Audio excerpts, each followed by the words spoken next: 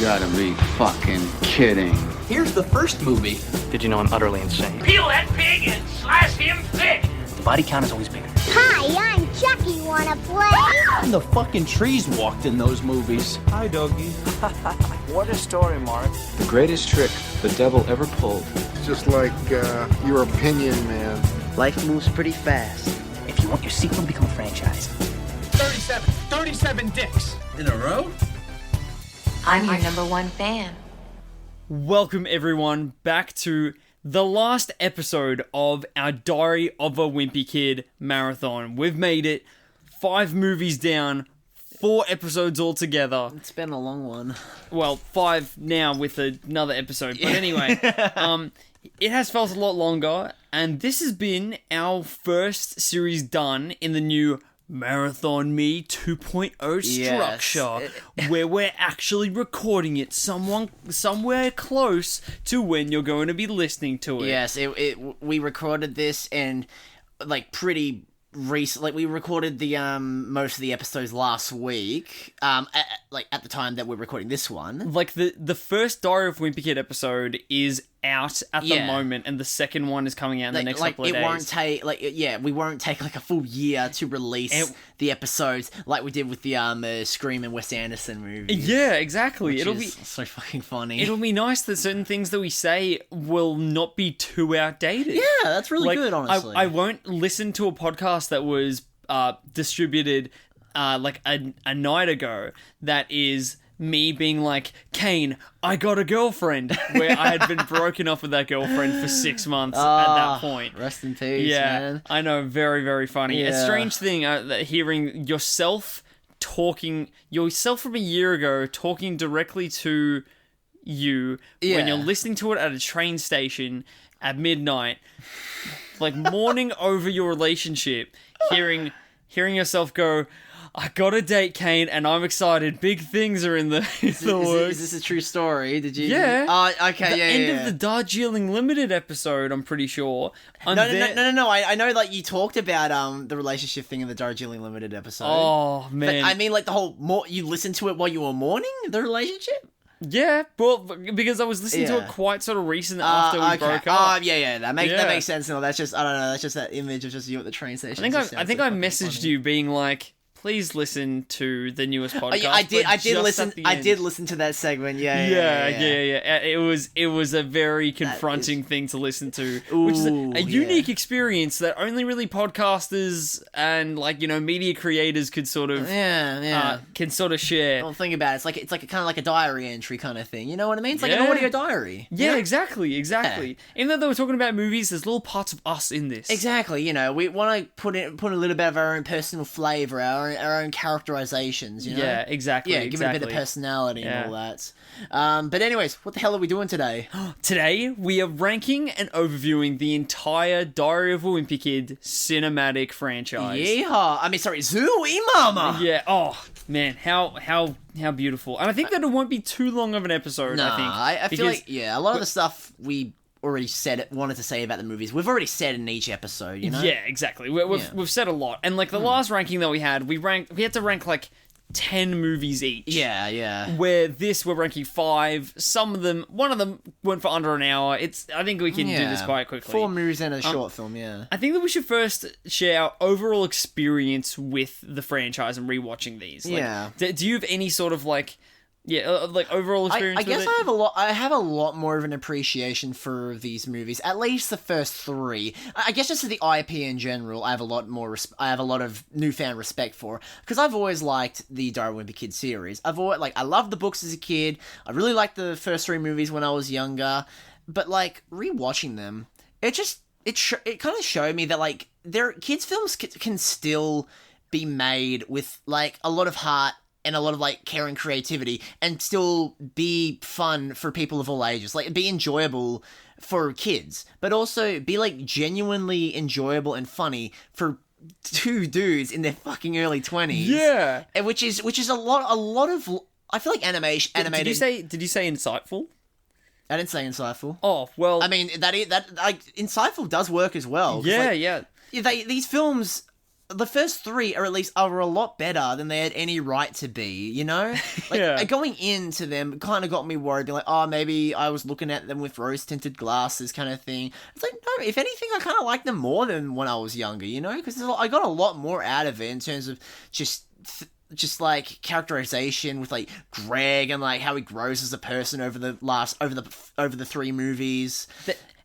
Watching them as children as they came out, they acted as great entertainment. Yeah. Where now they were great like retrospective pieces on ourselves. Precisely. like I just loved the journey, and looking at these films was just such a different experience to watching them as a child. Honest and to God, and then the other two exist. And then there's two other films that were made. But it's really, really cool to see that the filmmakers, it definitely put an active hand into making it for two different audiences, which is like, oh man, whether that was intentional or more so just like us kind of like picking digging it apart. Digging too deep, it doesn't matter. We appreciate for what these films are and what they are deep down, you know, going through the layers and all that. As you said, that two other films do exist. Yeah, sadly, they do. This whole rewatch was an absolute roller coaster that crashed. It was like a roller coaster that crashed, or like just the best high. That then just, the come down was abysmal. The development of the series and seeing how one can just destroy an IP on the screen was upsetting. Yeah. Like, stripping it of all the substance that it once had. Frankly. It felt like it was just... This franchise got to a point where the characters and the setting was appropriated, and everything meaningful about it was left. Yeah. Which seems to happen with IPs when the end goal seems to be to make money instead of making art. Yeah. Then the actual, like, the iconography of the IP will be appropriated and used. Yeah. And then the actual meaning and substance. Shell of its former self kind of thing. Oh, could not put it better myself. Yeah, exactly. Without a doubt. Like, I can't think of a good example, but like, there are examples, yeah. Oh man, there are like even you could. Oh, man, how is it so difficult to think of this? We're recording this we're on the spot, man. I know, right? Yeah. We're recording this at like 12:30 at midnight, so that's probably why. But it happens. Yeah, you will see. No, it definitely does happen. Yeah, you will see there will be all these franchises that like what a lot of people will argue. Game of Thrones, that's a perfect one. Like, perfect. That was amazing. Perfect world building, perfect character, like just character arcs and fucking storylines, and just really deep, really layered, nuanced, complicated, and then by the end it was just a shell of its former self kind of thing. Yeah. I will not go into it because we will be here all day. Yeah, we'll be here till 12:30 tomorrow. Tune into Kane's Game of Thrones podcast. Yeah, I'm not fucking doing that. Yeah, Kane of Thrones. That means I have to rewatch the show, and I'm not doing that. I'm not subjecting myself to that again. Was that not amazing? That was pretty good. I do like that. Kane of Thrones. Kane of what Thrones. The fuck? That is... Oh, man. If people want to hear it, reach out. And God. Kane might have his own solo thing. Oh, great. Because that's what a lot of podcasters do. They have their main gig, and then they have their own sort of side thing. And then that's how you network. That's how you get a whole... That is we'll have the MM Network. The MM Network. Not bad. M&M Network. The M&M Network. MMN. Oh my God. That is pretty good. What the fuck? My creativity in the dude, I'll talk about, like, you know, like, I could do Game of Thrones. Speaking of Eminem, you could do like an Eminem a podcast and all that. Talk about Eminem songs. I know how big of an Eminem fan you are. Oh, what would I do? I would do either, I think... You got Eminem, dude. Yeah. Talk about the rapper. yeah, I'll talk about him. Or the Eminem's characters. I'll keep on going. I'll do it about the Eminem characters. I'll talk about how I'm so upset that the green Eminem is getting all her sex appeal taken away from her. I know. Fuck that. Yeah, so there'll be a lot of things that I can talk about. Yeah. But you know what I should talk about? My ranking of the entire Diary of Wimpy Kid series. Do tell. Okay, let's start.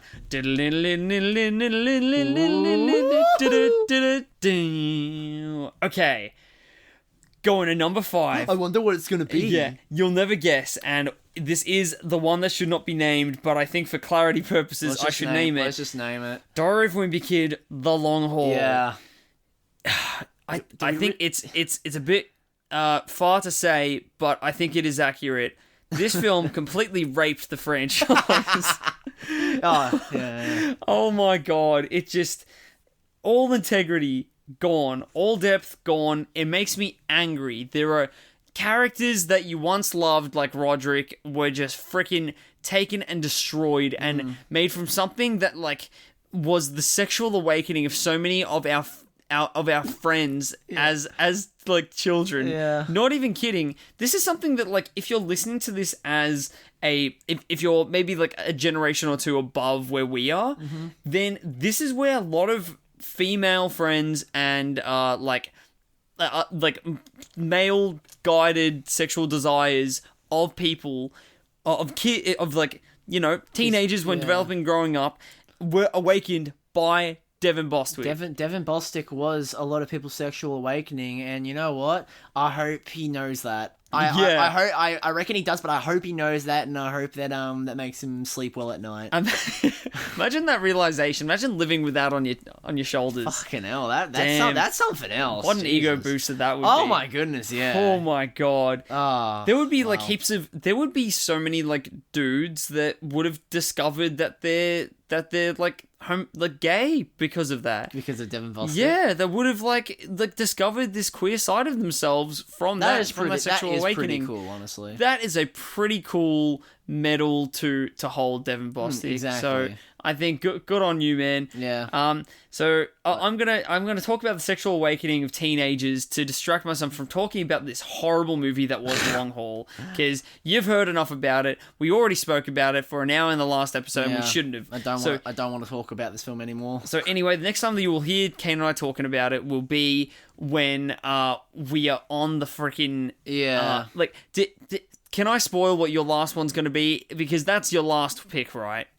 Yeah, duh. Do you have anything to add about it, and then you don't have to talk about it again when you do your ranking? Okay, you know what? I'll just quickly pull out my notes. Okay, I think that we should just get it out of the way. Yeah, and then we literally never have to speak about it again until we do a live commentary of this. Look, or if we do a like freaking a party screening. Yeah, exactly. If we get enough of an audience. This is really dependent on our success. I don't even really have any much else to really add on that you haven't already said, or that hasn't already been said in the previous episode. It's just it's infuriating.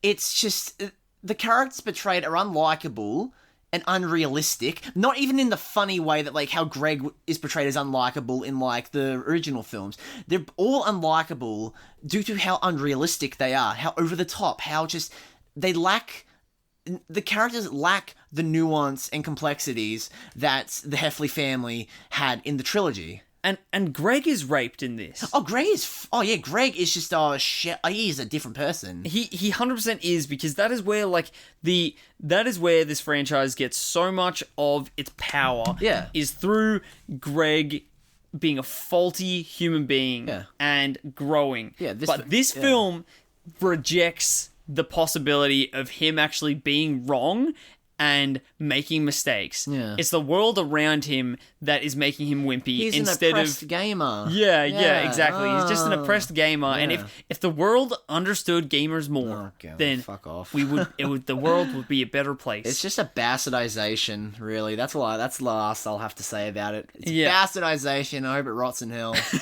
Fuck this movie. Okay, back to my ranking. Yeah, go on. So 4th place goes to Diary of a Wimpy Kid 2021. Just a bit meh. But I didn't mind it. I thought it was a bit boring, stripped of narrative flair, but it tried something new. It just didn't really work. That art style, not a fan. Yeah, but 2 3D Simpsons for our life. Yeah. Something that I will take on with this is the terrible voice acting quality of Susan the mother.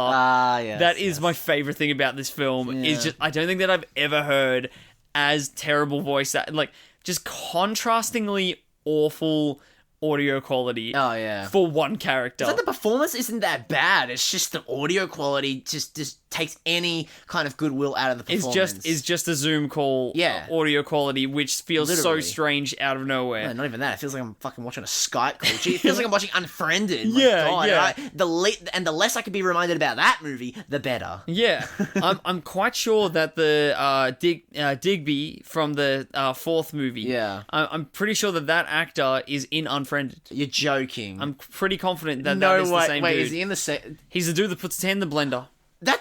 Okay, I'll research that later. Sorry, I'm just thinking of the second one where like there's that line where it's like the guy's just like, dude, this is Darknet, because like the movie's called Unfriended Dark Web, and he says dark, and they call it Darknet throughout the whole film. I just thought that was funny. Man, I actually sort of like the second Unfriended movie. I don't mind the second one, but I think the second one to me is kind of a comedy because I just find it so fucking. I like the premise. I think the premise is a lot better.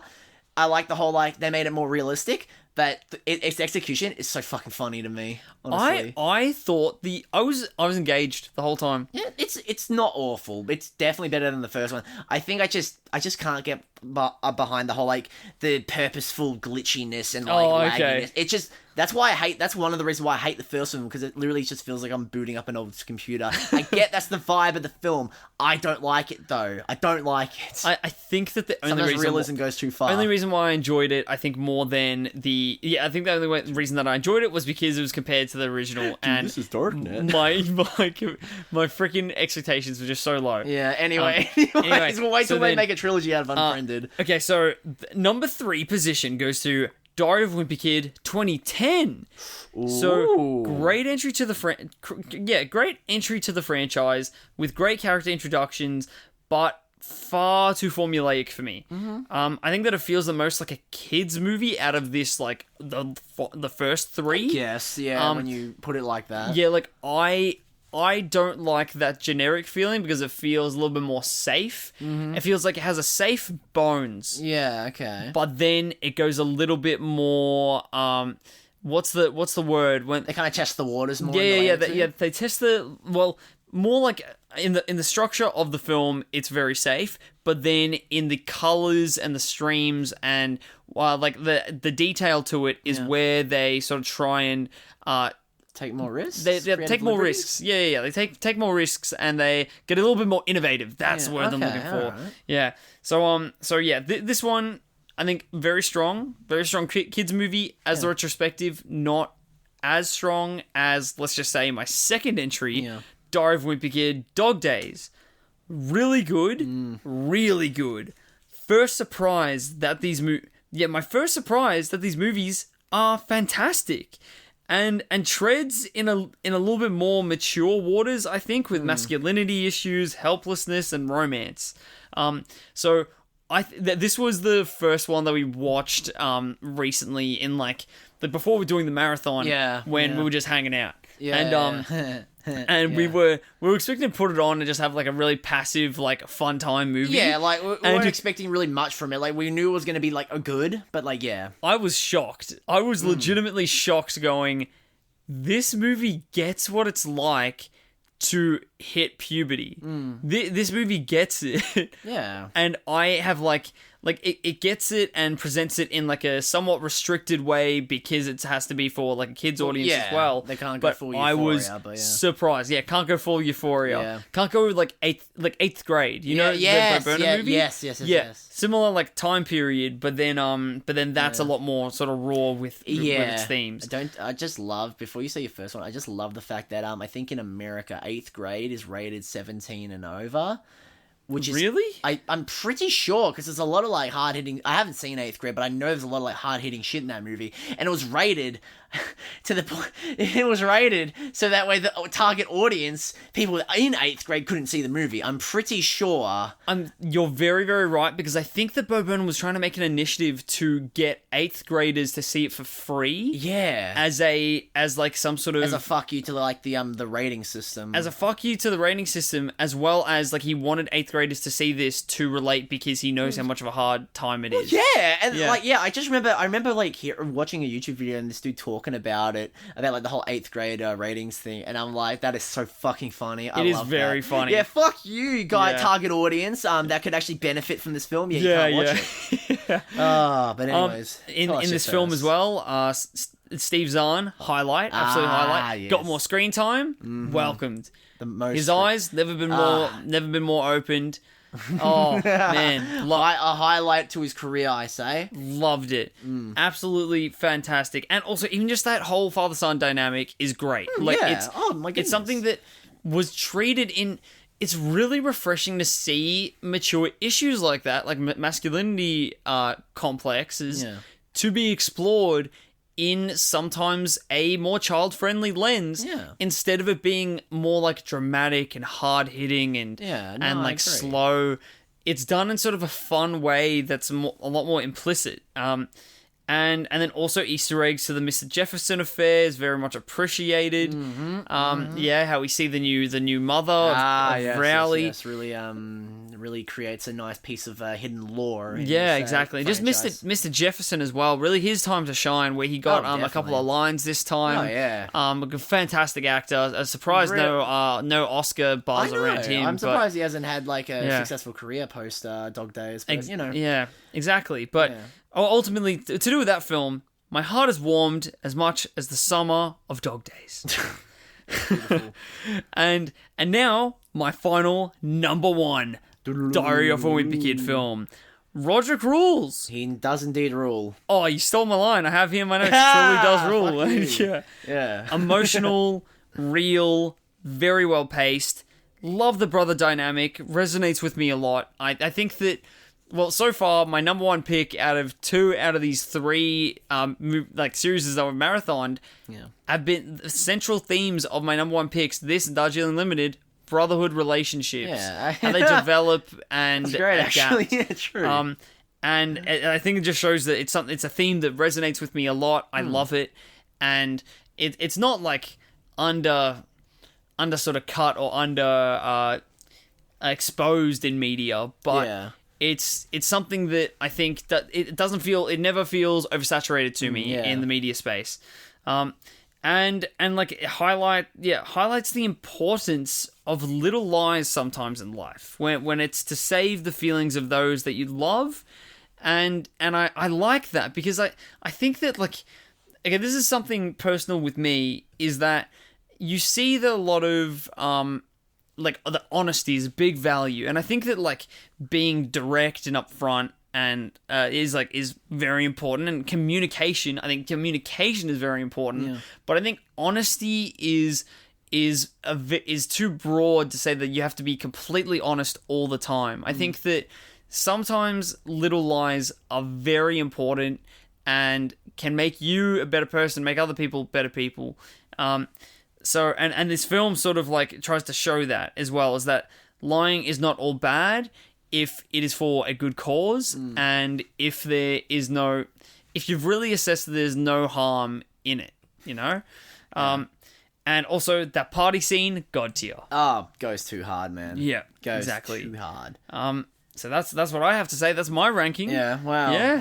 I think this is like, fuck's sake, this is like, I think the second ranking video where our results are pretty much the same. Yeah, that's alright. Because, like, I literally, alright, so, long haul, I already said what I needed to say.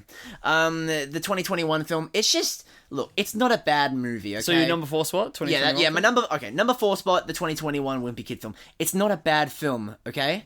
I don't think it's the worst thing ever created. It is just one of the most nothing films I've ever watched I've ever watched in a long time, that left me with nothing apart from, a couple laughs here and there, and the hilarious audio quality of Susan Heffley. Like, I appreciate them. Yeah, I appreciate what you said. Them trying to do something a bit different. Making an animated Wimpy Kid film with a different kind of animation style that no one was asking for. Everyone was asking for the hand-drawn, but, Disney didn't listen because, they know better because they got the big money. They didn't properly hear. No, they heard, they didn't listen. Yeah, exactly. They heard, but they only heard just, like, the bare minimum.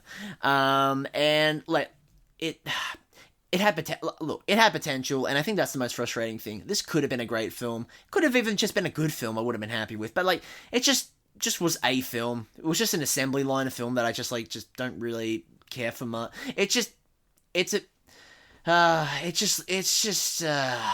feels just as it looks like, yeah, it's just I don't even know what the fuck else to say. The film looks like it's made out of plastic. That's how flat and boring this film is. It looks like it's made out of plastic. Fuck this movie. But anyways, number 3 is the 2010 original film. Okay, now the final 3, they're like basically kind of roped in together, in my opinion. But like I do have a clear like order of like which one I like the most, and all that. Obviously, you know, same order as you, but they're very close together. The first one I really love.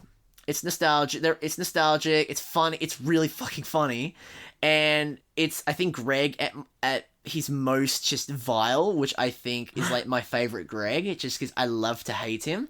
But I do agree. Self-confessed discriminatory Greg. Yeah, exactly. Self-confessed discriminatory. The only one who gets comedy. Greg Heffley. Am I the only one that gets comedy? Okay, Arthur Fleck. Jesus Christ. But no, like, look. Wow, my life is a comedy. I really like this movie, but I can agree that it is kind of formulaic. It's a collection of scenes, really. It's kind of a collection of skits, in a way. It's like, Greg and Rowley go trick-or-treating. Greg and Rowley join the wrestling team. Greg and Rowley, Greg does, the Wizard of Oz. Like, it's just a collection of shorts, kind of, in a way. That would be the difficulty with, like, adapting a book, correct? Yeah. That it's like, books are presented in chapters, and like, and it's usually, you know, chapter occurs, and like, it's a little bit more like split up than in a film, which is supposed to be a lot more freely flowing, and and like intentionally, the narrative of a book works in such a way that you will read it over time with gaps, and that the narrative still works with those gaps. But then when putting that to screen, it's all one sitting, it has to be one thing. Yeah. So it's almost like like that's where the difficulty would be, right? And like it makes sense, but doesn't justify it. But also just trying to make sense. Also, because in comparison to the other two films, it's like this film is just the story structure is just kind of not really there. Yeah, it's just completely. It's still great, and I think it was a great laying the foundation to the rest of the Wimpy Kid trilogy, I reckon. Yeah. And then number 2, we've got Dog Days. I think such a great finale, honestly. Great finale to the series. Why'd you gasp? Because we know you're number 1 now. Oh my god. Even though I said it like 10 minutes ago, man. No, but like, it's just a great way to just end the series, honestly. And I just want to quickly say one thing about the 2010 film, is that it's just a touching story about friendship, really. Like, Rowley and Greg's friendship, it's really touching, and it feels real. And I like that. And but has to have that beginning of third act friend breakup. Oh yeah, well look, it's less egregious than in other films, than in other like kids films, so I'll let it slide. But like now anyways, number 2, Dog Days. Just let's get over the whole fact that Greg has a croaky voice in this one. I don't even notice it that much. If anything, like, it is a bit jarring to some viewers, yes. However, it does work. It shows that the man is growing up. I love... Okay, everyone, just stop focusing on the voice. I actually don't really focus. Stop focusing on the voice. Stop focusing on the voice, everyone. I actually don't really notice it. Stop it! I'm more so addressing to the audience, but I'll address to you as well, Rhys, even though you're doing the complete opposite.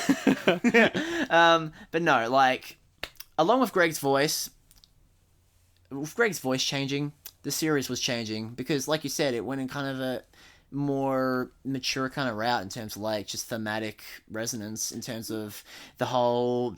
just discussing about, like, masculinity, and, like, growing into yourself as, like, a young man, as a young boy growing into adolescence. Yeah, this is the most, like, stuck between childhood and adulthood. Yeah. Where, or, like, the most sort of struggling with the development into adulthood. Where the first two are more like struggling with his development into teenagehood. Like Greg is not doubting himself for a second or trying to be an adult. He's just trying to be at least bigger than what he is. Where in the third one, it's a lot more, that struggle between childhood and adulthood. Yeah. And like what I think makes it such a good finale, this one, is that I think that they couldn't have really gone more. Like it should have ended there because I think we touched on this on the Dog Days podcast. Yeah. Is that if it did go more, it would have to dive. The only option would be to dive into more mature themes if Greg got older. Yeah, and there's like no way that like really a kids focused series, like a series with like focusing on a kid's audience, would really be able to really do that in a satisfying enough way or a realistic way. Yeah, exactly. This is the last age where accurate themes would be able to be explored without going too mature. Yeah. Oh yeah, definitely. Yeah. We don't. Yeah. Yeah. Like we don't need to somehow beat around the bush of Greg learning how to jerk off in the next one. Yeah, we don't need him jerking off to a photo of Holly Hills like in that fucking one episode of Skins. Where, like, you know what I'm talking. You know what episode. Yeah. You know what I'm talking about. Yeah. I remember that photo of Holly Hills and Skins. Oh, ew, no. Yeah. Okay, but like similar scenes. Yeah. In the rumored in the Lost Wimpy Kid Part 4. Yes. Yeah. Yes. But anyways, number one, you guys already know what it is. It's fucking Rodrick rules. I know, right? Oh, no one was expecting that. No, but Rodrick does indeed rule in this one. Rodrick rules our list. It does. It sure does. I just love the relationship that grows between Rodrick and Greg in this one. It's just that brotherly bond that like not only that makes them go from just like two people living together that are kind of forced to interact and like forced to quote unquote love each other to two individuals that despite their ups and downs come together and actually do learn to love each other more than just as brothers, but also as like just people that enjoy each other's company. Does that make sense to you, Rhys? Yeah, completely. Right? Yeah. Like brothers turning into friends. Oh, yeah, exactly. And that's why one of I think my favorite line in like the Wimpy Kid trilogy is like when after like fucking Rodrick finds out that like Greg squealed on him and you know they're getting grounded. You got that one line where Rodrick's like, "Hey, you're my brother. It's okay, you're my brother, but you'll never be my friend." Yeah. And that line, that hits hard, man. So it's not General Grant on the thermostat.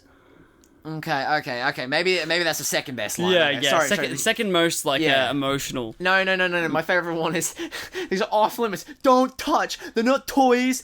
They're figurines. That's my favorite. I thought that it would have been. I'm a meme. Fuck off. Yeah. I thought you said we weren't going to talk about that film anymore. Oh, I don't even know what film it's from. Yeah. No, also, just general shout out. I can't, like, just for all the three films, just the Zahn. God bless. Just shout out to the entire cast, man. Like, just great honestly, cast. love them all. Consistently fantastic cast. I hope that Fregley in the universe of the Wimpy Kid trilogy is getting help that he deserves. Yeah. that he needs. That he needs. It's not bad to cry out for help, Fregley. Yeah, it's okay. It's okay, Fregley. It's all right. It's all right, man.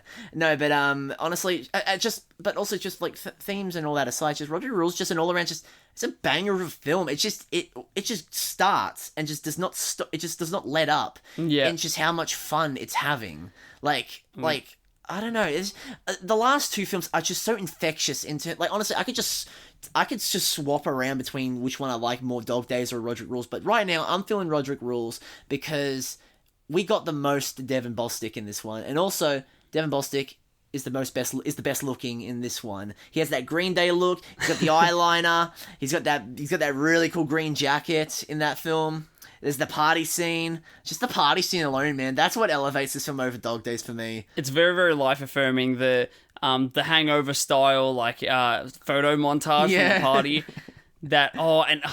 How with all of them getting drunk on coke. Ah, yes. Oh, amazing. It's just so much fun. It's It's just a fun film. It's just a fun trilogy, man. I love it.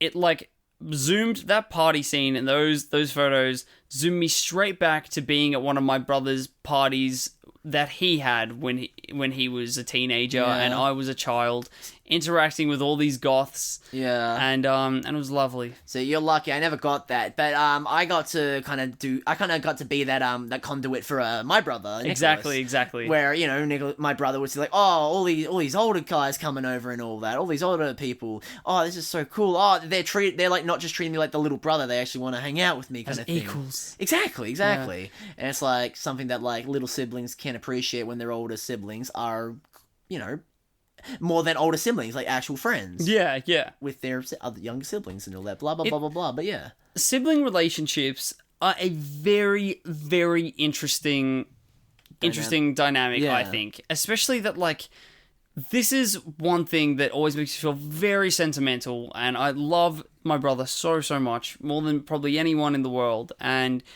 it just all sort of makes sense to me when I think about this and this strange bond that you will never share with anyone else. Mm-hmm. Is that your siblings will be the only people on this earth that share the same genetic code as you. Yeah. Like, you have the same exact genetic code, and there's like the only other possibility of that would be if you get cloned. But it's the only naturally forming sharing of genetic code that you have on this world, and what a unique, special thing. It's beautiful. It's beautiful, honestly. Yeah, it's amazing.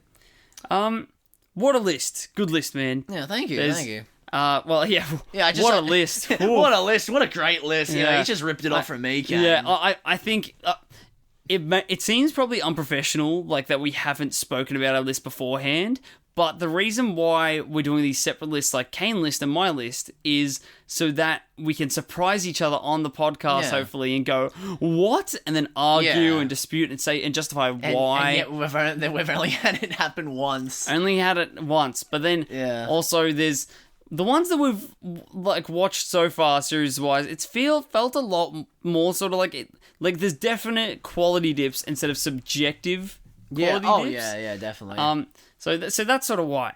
Yeah. Now we're gonna come to the overview section of like talking about every other like Wimpy Kid related thing that we want to talk about, which shouldn't be too much. But Wimpy Kid the video game. Yeah. Coming soon, 2025. Yeah. Fuck yeah. So book wise, there are now 16 mainline Diary of Wimpy Kid books. Fucking insane, man. That is a strange realization for us. Jeff Kinney, man, you are just, man, you just bowling, honestly. Oh my god, the money that he must be rolling in. Oh, and he's still doing it though. I know. Man just can't stop. He's on that grind. Also, that is 16 mainline Diary of Wimpy Kid title books. Yeah. There are there's the Rowley spin-off. Ah, yes. Which will also get sequels. I think the sequels are in the works for the Rowley spin-off. There is, for each movie, there is a movie book. Oh, yeah. Kid movie book. Yes, I remember when that was coming out. For the first three. Yeah. I thought that I should have read the first one again, maybe as research for this, because it's very much a behind-the-scenes book. But anyway, you all just wanted to hear us banter. Yeah, so not learn anything about the film. Yeah. I actually listened to the director's commentary of the first film as well, and I do not have much to report from it. Yeah. Very little insight that they gave. Anyway. Oh man, love that. I used to read a lot of the Wimpy Kid books when they were coming out. Like, no, obviously I haven't read like the recent few, but like I think from like when Cabin Fever came out, which was like I think like the 6th book. I think the 6th book. I think. No, maybe 6. Yeah, because it went it was like first one, second one, Rodrick Rules, Last Straw, Dog Days, Ugly Truth, Cabin Fever, and then I think and then I think it went to like the Third Wheel, and then it kept going on from there. So I read from Cabin Fever to I think the one where like Greg and all that went camping, and there was like spooky monster in the woods or some shit. You were in there for longer than I was. I was. My brother would always get books on Christmas, and I'd always be like, screw it, I'm gonna read them. Okay. And like every time there was a power outage at my place, just read it because I didn't have a phone at the time, so like I'd just be reading that shit. I know, right? I had a Those pre-phone days. Those were some days, man. I'll tell you what. And then there's also the 2 do-it-yourself Diary of a Wimpy Kid There's books. 2? There's 2 of them. I did not know there was 2. There's called the Diary of a Wimpy Kid Do-It-Yourself book, and there's called the Wimpy Book of Do-It-Yourself or something like that. What the fuck is that? Okay. According to Wikipedia, anyway. I never even knew that there was a sequel to the Do-It-Yourself book. Oh, well, the more that you know. Oh man, I should have brought my Do-It-Yourself book and I should have like shown you some passages from it. It's something else. I know.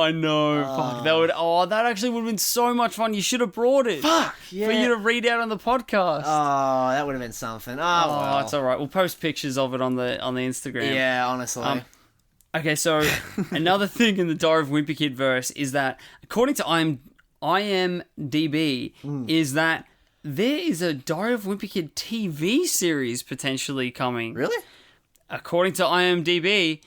was this the thing that you wanted to tell me before we started recording? Yes, it was. When's it slated for? It just says 2022 and onwards. That is... could be false. It could be false, could be fucking awful. But when could IMDb possibly lie to us? Yeah, nah, true though. When could the internet lie to us? Yeah, you know? I know, right? We'll never do that. Never. I don't think so. Yeah, I don't think so. Yeah. No, literally not. No. Okay, I have a question for you. What was your favorite setting or set piece in the entire franchise? The party scene, easy. Okay, yeah, that's fair. Yeah, too easy. The party scene, and then close second is Heather Hill's birthday. Okay. When Rodrick's doing the performance. That is a good scene. And then if I can think of a third one, third one. I'd say I can't think of a third one. Okay, mine would be the old folks' home at the end of Rodrick Rules. With Greg running around in his underwear and getting attacked by a group of old women. You do love seeing that. I do love seeing that and talking about that, and also the little sense that it makes for these old women to want to attack this child. And the subtle racism. The racist implications. Exactly. When they're still choke holding the Asian lady. And the intensity of like the seeing the cameras as well from the grandpa's bedroom. Yes, yeah. Very good. I think very good actually scene. A great set piece. Yeah. I think I like that a lot more than one of the things about Dog Days that I don't really like. The Country Club, I think, gets a little bit stale by the end of the movie. Oh, yeah, no. Like, the Country Club, it's fine, but there's, like, I don't know. It's not a lot of... I do agree. It does get a bit stale throughout the movie. It doesn't get to the point where it's like, fuck, I just want out of here. Yeah. But it's like, after a while, it's just kind of like, okay, you're I'm ready. You're wearing out your welcome. But, yeah. So, yeah, and then also, something else that I want to mention is that we actually do get a spiritual successor to the original trilogy of Diary of a Wimpy Kid that exists. Yeah? That you have not seen, but I've seen this. What? So the film goes under a different title, though. The film goes under the title of American Pie... Girls Rules. Fuck off, not this shit. The only correlation title-wise that it has with the other films is Rodrick Rules. This is the Diary of a Wimpy Kid Part 4 that this is the Part 4 that we need. Yeah, explain why, Rhys. And why is because Zachary Gordon is in this film. Our little Greg Heffley, all grown up. He's now in high school. He's a senior in high school. So it's his final year. Yeah. And he gets with the female Stifler in this, which is like Stifler's female cousin. Crazy. Her name is Stephanie Stifler. And the film ends with a shot of him eating puss. That is just what a Yeah. For the record, I have not seen this movie. I didn't even know this fucking film existed until like you told me about it. It's bad. yeah, but it's worth marathoning the entire American Pie franchise. Oh no! That means we actually have to. That means you want spin-offs and everything. Okay. Well, American Pie presents. That is great. That like that film ends with like Zachary Gordon doing that little act, doing that action that I wish not to speak about. That is crazy, man. That is, wow. We finally got the Wimpy Kid part, the Euphoria spin. Yeah, exactly. We got the Euphoria exactly. episode. Oh my god, I haven't even fucking seen Euphoria, so like all these Euphoria jokes they keep making, like they're just probably just not working. They probably don't work at all. Yeah, I haven't seen it either. But like I'm assuming like Euphoria very heavy-handed in terms of like sex, drugs, fucking teens. Yes, so like yeah, so obviously I'm not being too wrong. I'm not being too out there when it comes to like making jokes about it. You know? Why haven't you been referencing a series that we've both seen, Skins? I don't know why I haven't been referencing Skins. I've actually been thinking about that after that Skins joke I made earlier. What the fuck's wrong with me? It's okay. You're trying to be more current. You're trying to be more relevant. Yeah, but like, man, fuck Euphoria, man. Skins was there before Euphoria. Skins fuck Euphoria. is the OG. Yeah. The freaking OG, man. Yeah, but, you know, one day I'll give it a watch, and I'm sure it's good. But, like, man, fuck Euphoria. Skins is better. The last thing that I want us to leave this entire series out on is a final thought that we have, and that we each have. And this is my final thought, is that this theory... This theory? This theory that I have. Yeah. This series has made me realize just how flawed I once was. But I say this in retrospect. What's saying that I won't think this in 10 years' time about current Rhys? What is saying that when I'm 30 years old that I'll look back at me now and go, wow, there's an equal grade of flaw and development that I've had in that time since then. So I will try to improve who I am every day, because if not, I could end up like Greg Heffley himself. That's my final thought. That's a great way to put it. Fuck's sake, god damn it, I didn't even think of anything that profound to have a final thought on. God damn it. I was just look, a final thought that I had about this was mostly like on a filmmaker's perspective, was that just because you're making a kid's film, it doesn't mean that it's gonna be... Just because you're making a kid's film or you're taking someone to watch a kid's film, it doesn't... What these films kind of taught me was that just because you're, you know, maybe kind of limiting your themes and like story to like a younger audience does not mean that you're going to be bad, that you have to be bad or pander towards like said audience. There is still a lot to enjoy and a lot to unpack in even the simplest films, and even in films like fucking Wimpy Kid, where like you just think like, oh, it's just a bit of fucking stupid kid going through middle school and all that. But I don't know. It's just taught me that like some films, there's just a lot of films that can still be like deconstructed and unpacked, despite their fucking... There can be layers to cinema. Exactly. No matter where you look, there is always layers to cinema, even in the most simplest of films. I'm wording it terribly, but like that's kind of like the point that was like kind of like the final word I wanted to have, was like in terms of like a filmmaker's perspective. A narrative takes two parts. For a narrative or anything to be communicated, takes two parts. Someone to embody that message and communicate it, and then it takes someone to receive that message. And I like that this film series, or the first three anyway, is one person sending out one message and two different people receive it, and it is a completely different narrative that's communicated. Yeah. And that's something pretty special. Honestly, just God bless the first three movies, honestly, and just God bless them, honestly. And yeah, other two are there, but you know, they exist. They do exist. Yeah. So I think that we'll leave you off there, everyone. Thank you for listening to the Diary of a Wimpy Kid series, and we will join you next time for... It's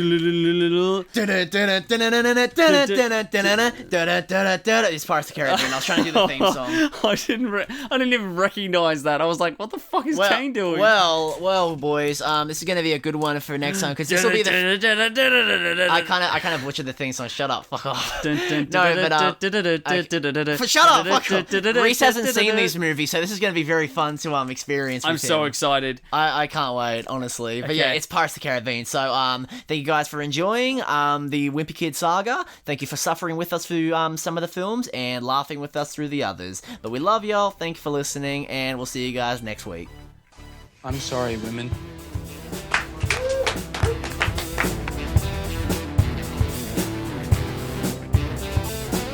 And don't forget to check out our Facebook page at Marathon Me Official, all one word.